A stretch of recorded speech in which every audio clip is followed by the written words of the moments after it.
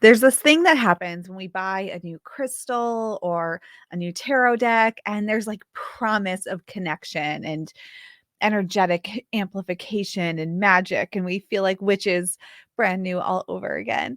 And then what happens is we enter our daily lives and we are confronted with energies that put us right back into a negative mindset, or we take on the energy of somebody else around us. We start to second guess ourselves, and all of that power that we felt when we first engaged with a new tool or an existing tool seems to dissipate. So, in today's episode, I am going to talk to you about different sort of body energy things that I do to calm my inner energy. Now, this is not crystals, it's not tarot, it is really truly body somatic embodiment practices. But these are the things that really help to put my chakra energy at a calm, neutral position and level and keep me focused on my own energy energetically. That doesn't make any sense, but keep me focused on keeping my energy neutral and like not reactive to the world around me. So when I do use things like crystals and tarot, the power connection is coming from me and not some desperate reactive energy from external to me. All right, that's what we're going to talk about in today's episode of Expedition to Soul. If the word witch makes you feel full of power and excitement, if you love personal development but loathe boring love and light conversation, if a sexy combo of witchery and inner work piques your interest, you're in the right place. Welcome home, Magic Maker, and welcome to Expedition to Soul, the podcast brought to you by the Sisters Enchanted. Welcome back, y'all. I'm excited to record this episode for you because in the last few years, working with my body on an energy level, I'm not talking energy healing, Reiki, I'm talking like my physical body has made a huge difference in my life. And I'm really excited about sharing these ideas with you. If you don't know, if you're newer here in 2021, so the Sisters Enchanted started in 2016. Uh, and I started 2021. Now we're going back farther. 2016, the Sisters Enchanted started. In 2014, I became self-employed. I had my first child also in 2014, my second in 2017, and was running two businesses for 2016 into 2017. So for a year. And as you can imagine, that was a lot. It was a lot happening. 2021 came into being, and I had early 2021, like January 2021. One day I sort of was in a training, I was in a training, a virtual training that I was taking with two other members of Sisters Enchanted. So we're all in different rooms in my office that I rented at the time, had several rooms in it. And we were all in different rooms. And on one of the breaks, I emerged with this doodle on a piece of paper that was the 5-eye spiral that we teach today.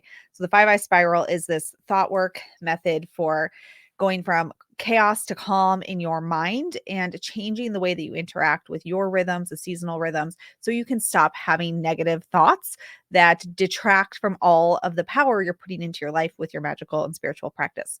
So this just came to my head and it was like, divinely put in there. And I showed it to them and they're like, oh gosh, Sarah, what are you doing now? Right. So this was in January 2021. April 2021. I had been really tired, really frustrated, really moody, really down and out for a period of time. And I was on a trip with my kids, my husband. We were visiting my grandparents in Ohio, and I would looked in the mirror in my grandmother's bathroom. There's like these big 80s style light bulbs all above the mirror. So it's a lot of light in there, this big mirror. And I looked at the mirror and I put my hands on the counter. And I remember distinctly thinking to myself, I have to be dying. Like I have to have cancer. My hair was falling out in big clumps. I was so tired and exhausted. I mean, there were times that I was driving and thought I should pull over and get someone to pick me up because I was so tired that I thought for sure I was just going to fall asleep. I mean, I was in a tough spot. So I made an appointment for a physical, which I had not had in a bit. And I went in, and right away, the doctor wants to prescribe me. Well, she asks about my daily life, right? Like I tell her these symptoms. She's taking my blood pressure. That seems good. Like there's nothing alarming right off the top. So she says, "Well, tell me about your daily life." And I was like, "Well, I'm a homeschool mom. My kids both have different neurodivergences, and I'm the sole income earner in my house, and I'm a business owner." And she looks at me and she's like, "Well, no wonder you're tired and you're so stressed out. And that's probably what this is." And she offers to prescribe me like an antidepressant was her solution. And I have been depressed before. I was on an antidepressant. I don't know, what year is it? So 14 years ago now. I was on it for a couple of years. So I've been anxious. I've had a panic attack before, like a real panic attack where my body expelled everything from the various ways your body can expel things. I've been felt depressed and taken medication for it. So I was like, this isn't what this feels like. I don't feel depressed. I feel like something's wrong with me. And so she said, "Okay, well, let's do blood work." Well, I said, "Let's do blood work. And then if that's fine and I still feel this way, we'll readdress, maybe it is anxiousness, depression. I don't who knows? What do I know?" Right. So we did the blood work. My blood work came back like a disaster. Now, that's really neither here nor there as part of the story. What that did, though, and it's interesting because the five eyes that I created, or they came to life in my mind. I didn't sit down and think like, "Oh, how do I make this five eye spiral?" It was just born into my brain. And that happened in January. And then come April, in May, here I am. And I really think that it was what I needed and what we all need. So from that moment on, I started really living this five eye system. It's a thought system, and it's also a way you can use it for so many things, like to organize your day, to organize your time, to think different thoughts, to get present and intentional and consciously create the life you want to be living, not the one that you are reacting to right now. So I use the five eyes, but then I also really started working with my body, because my body I felt like was really suffering. And everywhere from food to exercise to movement to sleep to rest to all the things, I started working on my body. And here I am now, it's literally 3 years later right now. And I can confidently tell you my energy and how I am as a person is it is very different to 2021, 3 years ago. And it's due to a lot. Like I said, the five eyes, different things that I've done, boundaries I've set and whatnot as a result of those five eyes, but then also my body practices. So I want to share about those with you today, because I think it is the thing that we neglect as people who feel busy, who feel tired, who feel overwhelmed. And I really do believe that when we are disconnected from our body, we are less intuitive. When we're disconnected from our bodies, we trust ourselves less because we can't feel the trust and the knowing within us. We're not in tune with what our body needs. And so often, and I've been here where you feel exhausted, you feel frustrated. And then the thing that we do is plop down on the sofa and lose 2 hours of our lives, doom scrolling on Facebook or something, or pop a bottle of wine or, whatever, and then start drinking at 5 o'clock. To sort of just be like, "Oh, well, I'm so overworked and tired and overwhelmed. I'm going to have a glass of wine and get on my cell phone." And I am I'm not here to say don't ever do those things, but I am here to say is when you are a person who has created this spiritual practice, or you're working on creating it, you've bought the crystals, you've bought tarot decks, maybe you've had a Reiki healing, you've gone to a meditation, but then the things that you're doing don't support that you put in, you're just going to keep doing all of this witchy metaphysical stuff, and not ever see like the path that you're wanting to go down come to an end. There's not going to be like that consciously created life you desire at the end of it, because you aren't taking actions to support the embodiment of the work that you're doing. You're in fact like negating it by just numbing out and ignoring yourself. So here's some things that I do. And this is a 3 years work in progress. This isn't all stuff I just picked up one day and was like, "Oh, I'm just going to now do this."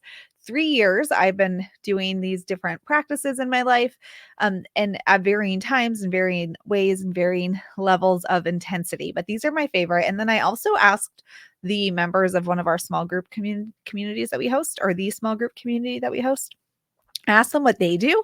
So I have some of their ideas for you as well. All right. The first thing for me is walking. Now, I know that if some people, if you're listening, you have a physical limitation where this doesn't work for you.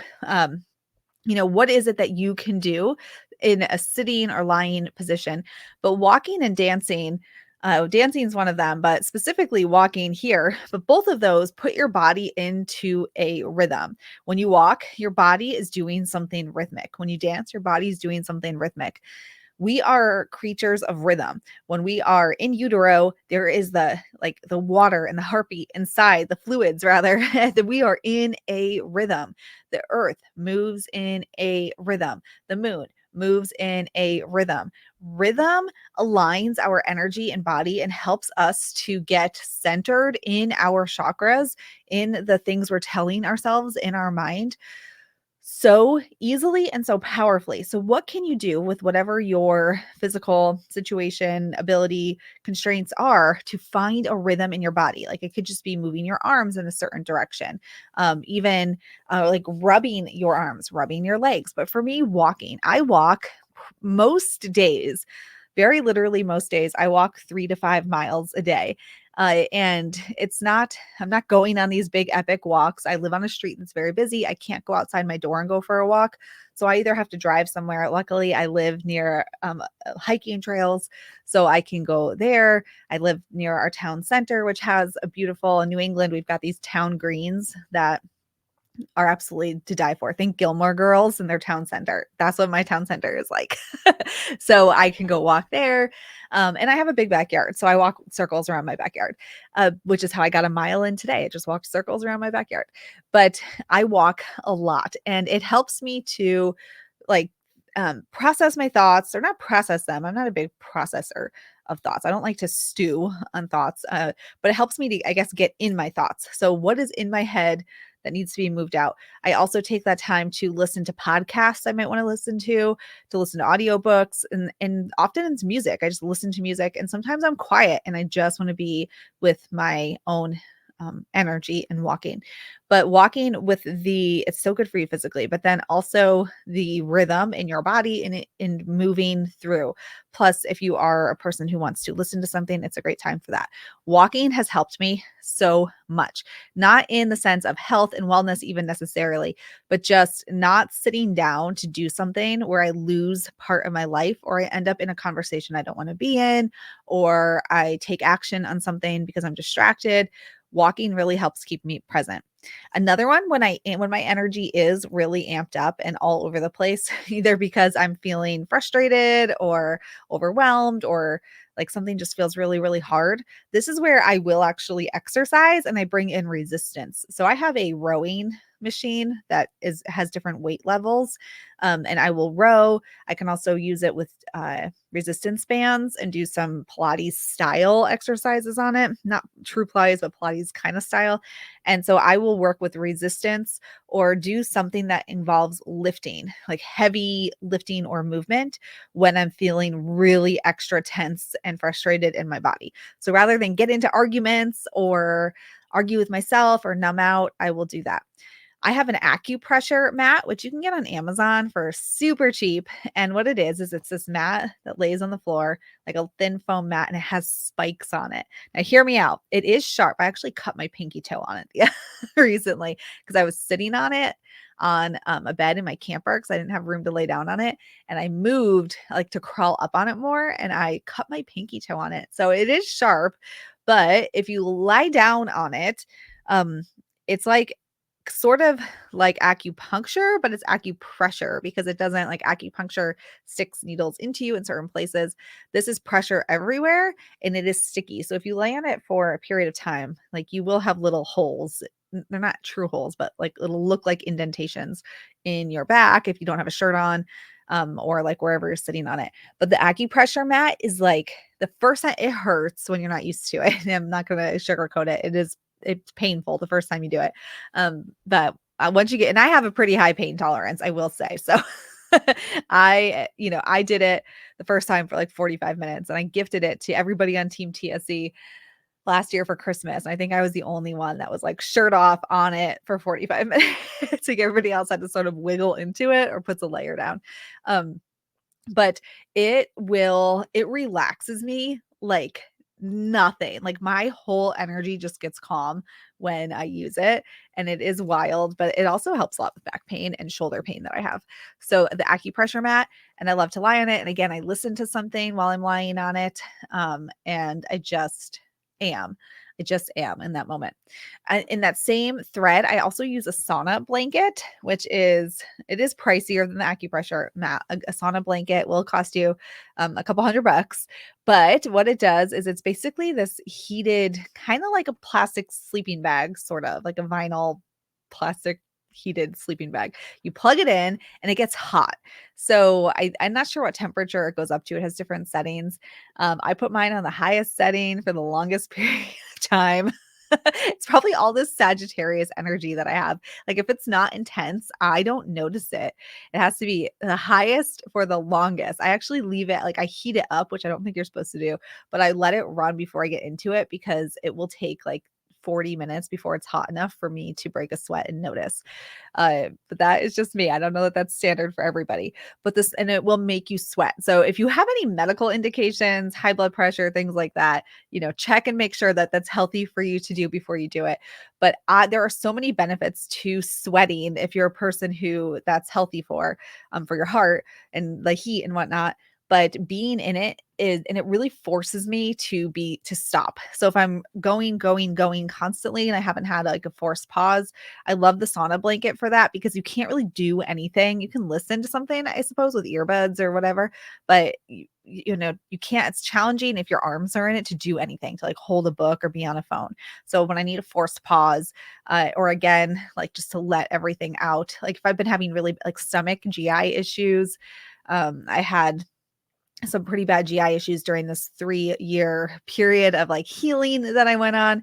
And the sauna blanket, I found that when I ate foods that didn't sit well with me, this is not science backed. This is just my experience. This like sweating really sort of helped me.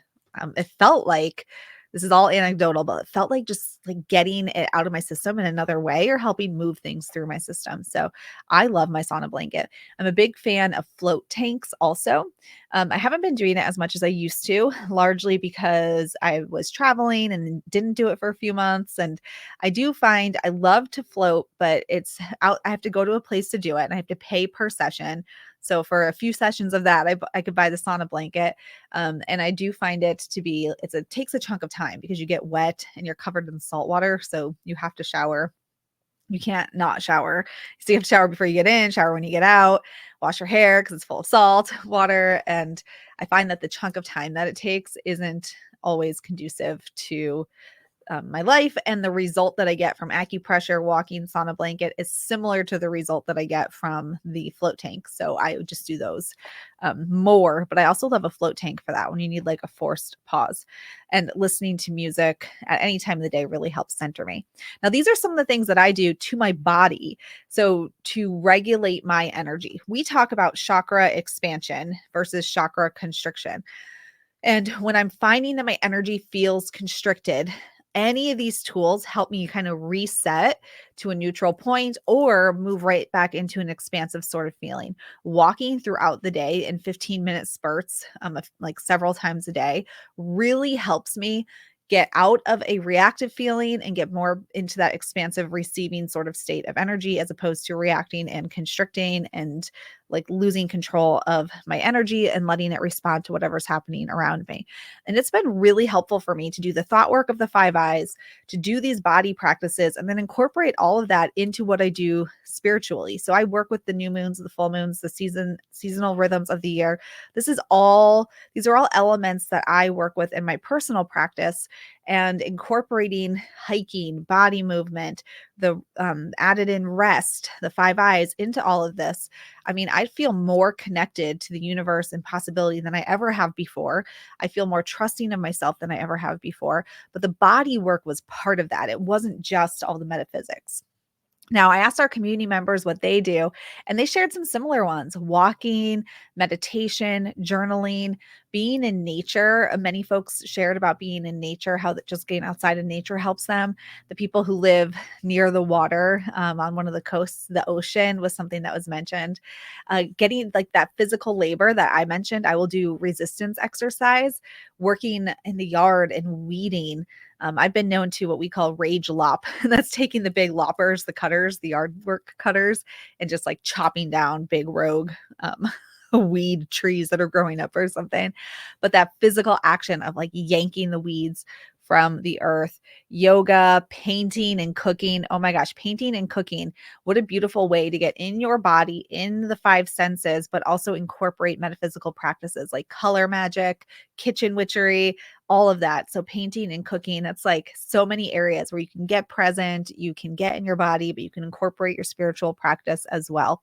Weighted blankets, cozy blankets, foam rolling. This is another one a community member mentioned, and it's something that I have and I do it, but I just do it for my back. So you can foam roll all over your body, but foam rolling is such a great way to relieve tension. And I do struggle with back pain and back trouble, and foam rolling helps my upper back so much. I got my foam roller. I have a small one. Like, I would really like to get a bigger one, but I wasn't sure if I would use it. So I got a short one. It's only like a foot long. So definitely not long enough for full body use long term, but I got it at Five Below just to try it out. That's a store where, what is that? Everything's $5 or below. I don't know. There's not one near me. I just happened into one because I saw one and they had a foam roller for $5. And I was like, I'm going to try it. So foam rolling, I love doing that also. And one of our community members shared it. Fruit water, being sure to nourish the body, breath work, connecting with the earth, all of these different ways of really reclaiming your energy and getting present in your energetic body. I think that our tendency is to look for external tools like the tarot, like crystals, like numbing out with a glass of wine or getting on your cell phone. We're looking for the external thing to regulate us.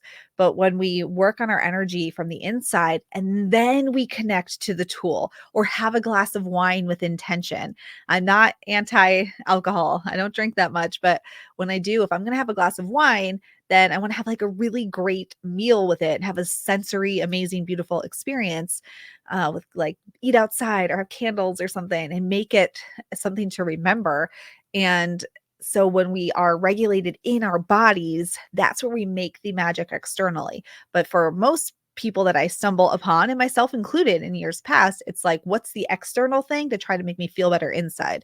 So how can we feel better inside, then do the external stuff that becomes the icing on the cake? All right. So there's some ideas for you on how I work with my body. And I cannot tell you that, combined with the five eyes in the last 3 years. I mean, my life is night and day to what it was before. I'm healthier. I also take my supplements. I get blood work done consistently to see where I'm at with the actual thing that was causing my health problems. So I'm taking care of that, took care of it. That's a work in progress still. But to feel better in my soul, not be mad at everybody, the body stuff has been so game changing. So I wanted to share it with you here today. All right then. So take some tips, put them into your life, your practice, make it part of your spiritual practice. I'd love to hear about it if you're in any of our community groups or on social media. Share with us what it is that you like to do. We'd love to hear from you. Coming up, we do have a free Midsummer Mayhem event starting June 17th. So if you want to join us for that, it's 3 days of free, like an online event, and then a fourth day where we're doing a group ritual, and it's going to be really, really fun. Midsummer Mayhem. Who doesn't need some of that? Help you to come back to your voice, your truth, let your light shine. And of course, holistic witchery. You can always learn more about that and join us in that program at holisticwitchery.com. All right, y'all. I hope you have a great day ahead. And until next time, make it an enchanted one. I hope you have an enchanted day ahead. I don't know what I'm talking about. I hope you have an enchanted day ahead, and I'll see you in the next podcast. Good gracious. Bye. If you love the podcast, be sure to leave us a rating or a review. That helps us to get the word out about all we're doing here at the Sisters Enchanted. Thanks for being part of our community, and we'll see you in the next episode.